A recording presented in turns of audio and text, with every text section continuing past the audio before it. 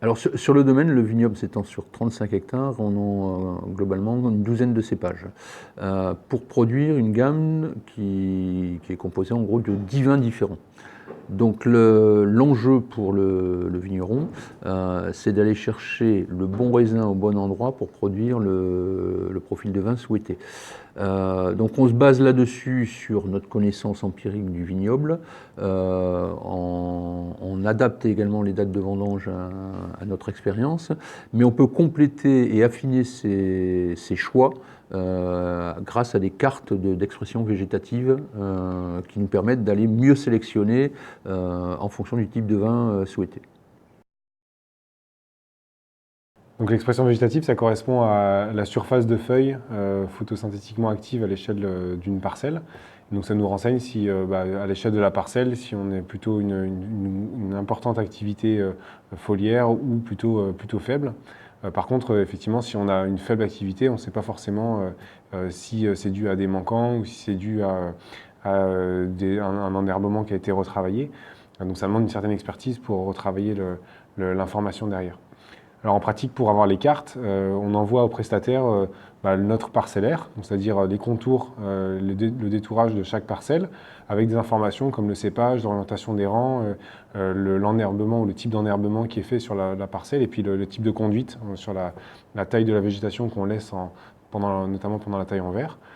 Et puis finalement, ces informations-là, elles sont donc envoyées au prestataire et les photos sont acquises chaque année, à peu près au moment de la véraison, donc par imagerie satellite, et elles sont livrées quasiment dans les 10 jours qui suivent, ce qui fait qu'on a les cartes à peu près un mois avant les vendanges. Et donc en pratique, on reçoit les cartes soit par mail, soit via une application qui est smartphone dédiée. Et on a sous différents formats, soit des formats pixelisés, c'est-à-dire un raster, en tout cas une information très détaillée, ou alors sous des formats un peu zonés qui permettent d'interpréter les images de manière plus facile en ayant prédessiné des zones de fonctionnement assez homogènes à l'échelle des parcelles. Alors, ces cartographies de vigueur, bon, nous, on les interprète à 3 niveaux. À l'échelle du vignoble, c'est-à-dire qu'on a plusieurs parcelles qui peuvent être coplantées d'un seul et même cépage. Donc, ça permet de faire de regroupements par type de fonctionnement. Je prends l'exemple de la Syrah. Il va y avoir des Syrahs vigoureuses, des Syrahs un petit peu moins vigoureuses, ou plus faibles, ou qui ont un petit peu souffert de sécheresse.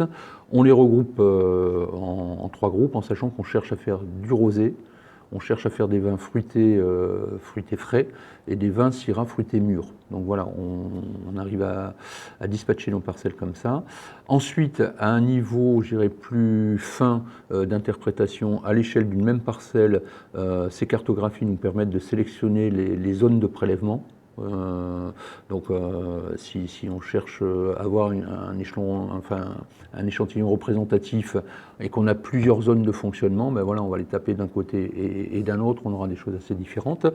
Et après, un troisième niveau d'interprétation, mais là c'est plus spécifique au vin blanc, on peut déceler des carences azotées grâce à ces vues aériennes, et ça peut permettre d'aller un petit peu piocher et compléter les interventions en fonction de ce qu'on a observé.